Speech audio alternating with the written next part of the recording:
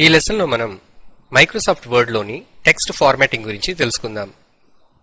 Type చేయబడిన టెక్స్ట్ను ఒక క్రమ పద్ధతిలో అమర్చడాన్ని, అక్షరాల శైలి, రంగు మరియు సైజు వంటి వాటిని మార్పు చేయడాన్ని ఫార్మాటింగ్ అని అంటారు.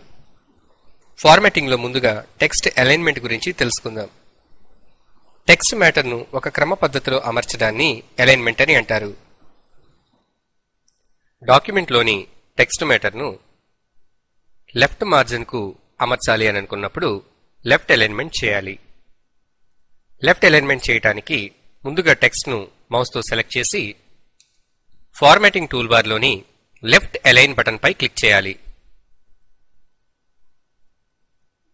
టెక్స్ట్ మ్యాటర్ను గనుక సెంటర్ అలైన్మెంట్ చేయాలి అని అనుకున్నప్పుడు టెక్స్ట్ మ్యాటర్ను సెలెక్ట్ చేసి ఫార్మాటింగ్ టూల్ బార్లోని అలైన్ సెంటర్ బటన్పై క్లిక్ చేయాలి.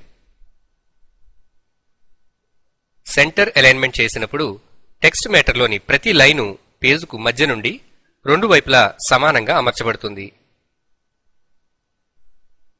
టెక్స్ట్ మ్యాటర్ను రైట్ మార్జిన్కు అమర్చాలి అని అనుకున్నప్పుడు టెక్స్ట్ మ్యాటర్ను సెలెక్ట్ చేసి ఫార్మాటింగ్ టూల్ బార్లోని రైట్ అలైన్ బటన్పై క్లిక్ చేయాలి. టెక్స్ట్ మ్యాటర్ను జస్టిఫై అలైన్మెంట్ చేయడానికి ఫార్మాటింగ్ టూల్ బార్లోని జస్టిఫై ఆప్షన్పై క్లిక్ చేయాలి. ఈ విధంగా చేసినప్పుడు మ్యాటర్లోని ప్రతి లైను లెఫ్ట్ మార్జిన్ నుండి రైట్ మార్జిన్ వరకు అడ్జస్ట్ చేయబడుతుంది. ఇప్పుడు మనం లైన్ స్పేసింగ్ గురించి తెలుసుకుందాం. టెక్స్ట్ మ్యాటర్లోని లైన్కు మధ్య ఉన్న స్పేస్ను పెంచడానికి లేదా తగ్గించడానికి టెక్స్ట్ను సెలెక్ట్ చేసి ఫార్మాటింగ్ టూల్ బార్లోని లైన్ స్పేసింగ్ బటన్పై క్లిక్ చేసి స్పేసింగ్ వాల్యూను సెలెక్ట్ చేయాలి.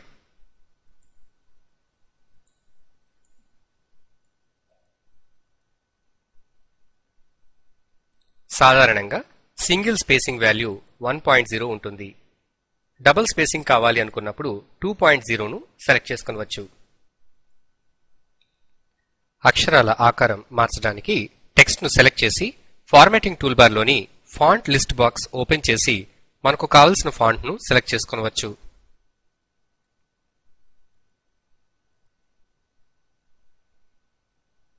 అక్షరాల సైజును మార్చడానికి ఫాంట్ లిస్ట్ మెన్యూలోని మనకు నచ్చిన ఫాంట్ సైజును సెలెక్ట్ చేసుకోవచ్చు.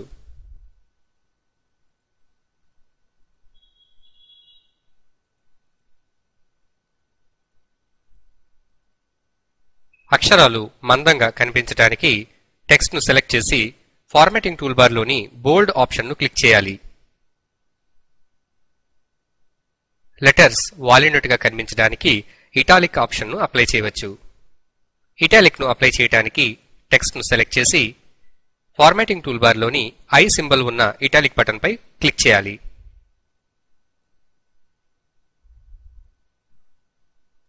సెలెక్ట్ చేసిన టెక్స్ట్ను అండర్లైన్ చేయడానికి ఫార్మాటింగ్ టూల్ బార్లోని యూ సింబల్ ఉన్న బటన్పై క్లిక్ చేయాలి.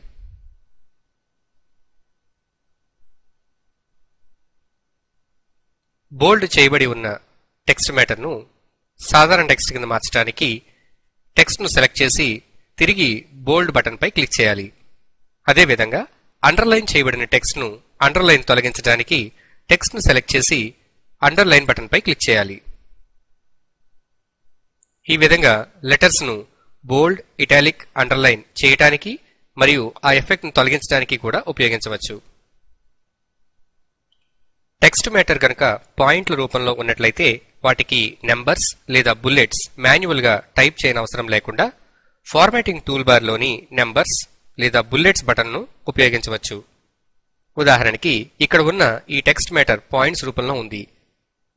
దీనికి నెంబర్స్ గనక ఆటోమేటిక్గా అసైన్ చేయాలి అనుకున్నప్పుడు ఈ టెక్స్ట్ మ్యాటర్ను సెలెక్ట్ చేసి ఫార్మాటింగ్ టూల్ బార్లోని నెంబరింగ్ బటన్పై క్లిక్ చేయాలి. మాన్యువల్గా మనం నెంబర్స్ టైప్ చేయవలసిన అవసరం లేకుండా ఆటోమేటిక్గా పాయింట్స్కు నెంబరింగ్ ఇవ్వబడుతుంది. ఎడిటింగ్లో తరువాత ఎప్పుడైనా ఈ టెక్స్ట్ మ్యాటర్లోని ఏదైనా ఒక పాయింట్ను తొలగించవలసి వస్తే నెంబరింగ్ ఆటోమేటిక్గా రీసెట్ అవుతుంది. మనం టైప్ చేసిన టెక్స్ట్ మ్యాటర్కు నెంబర్స్ బదులు బుల్లెట్ను అసైన్ చేయాలి అనుకున్నప్పుడు టెక్స్ట్ మ్యాటర్ను సెలెక్ట్ చేసి బుల్లెట్స్ బటన్పై క్లిక్ చేయాలి. ఇప్పుడు నెంబర్స్ ఉన్న స్థానంలో మనకు బుల్లెట్స్ డిస్ప్లే అవుతాయి. ఇప్పుడు మనం మైక్రోసాఫ్ట్ వర్డ్ లోని మార్జిన్స్ మరియు ఇండెంట్స్ సెట్ చేయడం ఎలాగో తెలుసుకుందాం. వర్డ్ లోని పేజ్ అంచులకు టైప్ చేయబడిన టెక్స్ట్ కు మధ్య గల గ్యాప్ ను మార్జిన్ అని అంటాము. ఈ మార్జిన్ ను రోలర్ ఉపయోగించి మార్పు చేయవచ్చు. ఉదాహరణకి ప్రస్తుతం మనం వర్క్ చేస్తున్న డాక్యుమెంట్ లో లెఫ్ట్ మార్జిన్ ను తగ్గించడానికి రూలర్ లో గల మార్కర్ ను ఎడమ వైపుకు జరిపినప్పుడు లెఫ్ట్ మార్జిన్ మనం తగ్గించగలిగాము. అదేవిధంగా రైట్ మార్జిన్ తగ్గించడానికి రూలర్ లో గల రైట్ మార్జిన్ మార్కర్ ను కుడివైపుకు జరపడం ద్వారా రైట్ మార్జిన్ ను మనం తగ్గించవచ్చు. అదేవిధంగా వెర్టికల్ రోలర్ లోని మార్కర్ ను జరపడం ద్వారా టాప్ మార్జిన్ మరియు బాటమ్ మార్జిన్ మనం అడ్జస్ట్ చేయవచ్చు.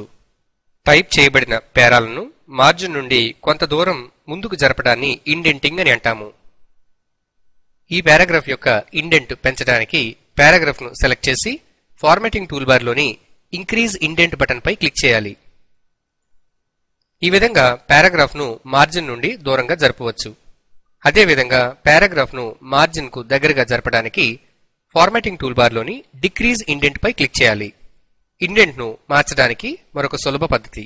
మనం ఏ పారాగ్రాఫ్ లోనైతే ఇండెంట్ ను మార్పు చేయాలనుకుంటున్నామో ఆ పారాగ్రాఫ్ లో మౌస్ కర్సర్ ను ఉంచి రోలర్ లో గల మార్కర్ ను ముందుకు వెనక్కు జరపడం ద్వారా ఇండెంట్ ను మార్చవచ్చు.